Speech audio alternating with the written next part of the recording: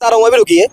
एक दिन जिस दिन गैस मिलती थी उसके 20 दिन बाद जाकर बुक होती थी और उसके 22 दिन बाद जाकर मिलती थी, मतलब 42 दिन में आपको सिलेंडर मिलता था। तब भी फिक्स नहीं था कि गैस उस दिन मिलेगी नहीं मिलेगी, छुट्टी मारनी पड़ती थी। एक छुट्टी, एक दिन बुक कराने के लिए छुट्टी, अगले दिन फिर दोबारा जाना पड़ता था लाइन में लगने, तो पता चलती थी गाड़ी की ब्लैक कर दी है।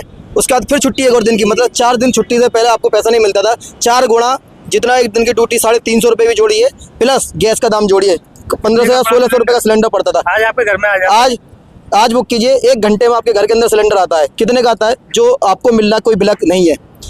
और 2014 का जो चुनाव लड़ा गया है कांग्रेस की तरफ से, ना कि भाजपा की तरफ से, कि हम जनता को 12 सिलेंडर देंगे साल में, और आज वो कहाँ गया? क्योंकि आज हर 2 घंटे में आपको सिलेंडर मिल रहा है, हर 5 मिनट में अब बुक कीजिए, 5 मिनट बाद आप एजेंसी जाकर सिलेंडर ले लीजिए। कहाँ मारामारी, कहाँ गया ब्लैक? था या नहीं था ये बात? आप बताइए ना। इसका मतलब क्या हुआ? सिलेंडर सस्ता हुआ ना, क्योंकि 4 दिन की छुट्टी मेरी बचती थी, क्योंकि लोगों के पास सिलेंडर होता नहीं था, ब्लैक में सारा जाता था, और करने वाले भी उन्हीं के लोग होते थे, एजेंसियां सब उन्हीं के पास थी। और आज वही सिलेंडर घर बैठे हुए आता है। पर विपक्ष तो कहता है महंगाई बढ़ गया, बड़ी है ना, बड़ी है ना, क्योंकि उनके जो विधायक थे पहले, उनके पास जो 450 विधायक हुआ करते, मतलब 400 के आसपास उनके लोकसभा और राज्यसभा में सांसद थे। आज उनके पास 100 सांसद नहीं है, मतलब उनके 300 सांसद बेरोजगार हुए नहीं हुए। उनके कई राज्यों में सत्ता थी, आज नहीं है। उनके मुख्यमंत्री बेरोजगार हुए नहीं हुए ना बेरोजगार, तो वही बेरोजगारी आज दिख रही है। सिलेंडर तो उसका क्या मतलब? कांग्रेस क्यों नहीं आनी चाहिए? देखिए, सबसे पहले कारण है उसका, सबसे पहले जो संविधान में 42वां संशोधन हुआ है, वो आपको पता है कि भारत के जो संविधान की जो मूल भावना जो क्षतिग्रस्त करी है, वो भाजपा ने नहीं, कांग्रेस ने करी है, इंदिरा गांधी की सरकार में करी गई है। उस समय इमरजेंसी के अंदर जो संविधान का 42वां संशोधन हुआ था, जिसके अंदर 2 वर्ड जोड़े गए थे, एक आपका सेकुलरिज्म और धर्मनिरपेक्षता। 1945 में जो 50 में जो अम्बेडकर का संविधान था, उसमें वो शब्द नहीं है। मूल प्रति आप देखिए। अब हम कहते हैं कि हमारा देश सेकुलरिज्म में नहीं था, ना धर्मनिरपेक्षता। 42वां संशोधन जो किया गया इमरजेंसी में, सभी नेताओं को जेल में डाल के संसद बंद करने के बाद संविधान में संशोधन हुआ है, आप उसे उठाइए। मैं चाहता हूं कि कानून रद्द होना चाहिए, और इसके लिए मैं संविधान में छेड़छाड़ करनी पड़े, करने के लिए तैयार हूं। हम उसके लिए सपोर्ट करेंगे कि धर्मनिरपेक्षता और जो संविधान का सेकुलरिज्म शब्द हटना चाहिए, जो मूल प्रति है, मूल प्रति आनी चाहिए।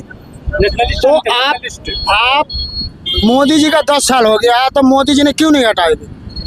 उसके लिए जितना बहुमत चाहिए, इसीलिए उन्होंने 400 पार कही है, क्योंकि उसके लिए आपको 2/3 बहुमत चाहिए। 2/3 का बहुमत का मतलब होता है 362 सांसद, प्लस राज्यसभा में अलग। राज्यसभा में अभी तक भाजपा के पास बहुमत नहीं था, और एनडीए में नहीं था। पहली बार जब सत्र चलेगा, भाजपा नहीं, एनडीए अपने बहुमत में आगे इस बार आएगी। अभी तक क्या थी, वो आपकी जो है उड़ीसा की सरकार से जो सांसद थे नवीन पटनायक की पार्टी, उनका समर्थन लेती थी, या तेलंगाना में आपका जगनमोहन रेड्डी थे, उनका समर्थन लेती थी। अपने दम पर कहीं नहीं थी राज्यसभा में। 370 भी पास हुआ, तो इन दोनों को ही समर्थन देना पड़ा था, तब वो 370 हटी है। पहली बार ऐसा होगा कि राज्यसभा में इनके पास बहुमत है। अब 370, अब जो 400 का टारगेट लिया है इन्होंने 2014 में, 300 प्लस का टारगेट लेकर चले थे, 272 लेके आए। 2019 में 350 अपने दम पर लाने के लिए टारगेट लिया, 350 एनडीए 325 लेके आए। अब 400 का टारगेट लिया है, 375 से आज कम नहीं आएंगी, यदि उसी ट्रेंड को आप फॉलो करते हो तो। विपक्ष का कहना है कि जब से मोदी जी आए हैं, संविधान खतरे में है, देश खतरे में है। मैंने बताया ना, अभी संविधान खतरे में है, मैंने बताया था ना। जब 1975 में जो धाराएं जोड़ी गई हैं, उनको पता है कि हटने के भी क्योंकि 370 हटी थी, संविधान चेंज हुआ था, उनको खतरा था कि 370 क्यों हटी। उनकी रोजी रोटी खत्म हो गई 370 से हटने के बाद। महबूबा मुफ्ती आज देख लीजिए आप, जो बाकी जो भी वहाँ परिवार हैं, क्योंकि हमारे जो प्रधानमंत्री थे मनमोहन सिंह, उन्होंने जो था वहाँ के जो आतंकवादियों को घर पे बुला के बिरयानी खिलाते थे, आज कहाँ गए वो? आज जेल में पड़े हैं। उनकी सरकार में पाकिस्तान जब चाहे हमला करता था, हमारी सरकार हाथ पे हाथ बांध के बैठी थी। 2014 के बाद बदला है, अब भारत भी जवाब देना जानता है। और आजकल आप अभी भी देख लीजिए, एक शब्द चल रहा है पाकिस्तान में, ब्रिटेन में, कि अज्ञात लोगों ने मारा। वो अज्ञात लोग कौन है? तो क्या लगता है मोदी जी को टक्कर कोई नहीं दे पाएगा? कोई नहीं दे पाएगा। मोदी जी को केवल एक जना टक्कर दे सकता है, वो खुद मोदी जी हैं। हाँ।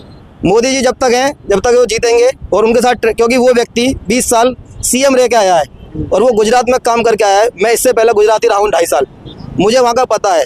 वहाँ जब मर्जी रात को निकल जाओ, जैसे यूपी में अब निकलते हैं रात को, नहीं तो 17 से पहले हमें भी पता थी कि घर जा पाएंगे नहीं जा पाएंगे।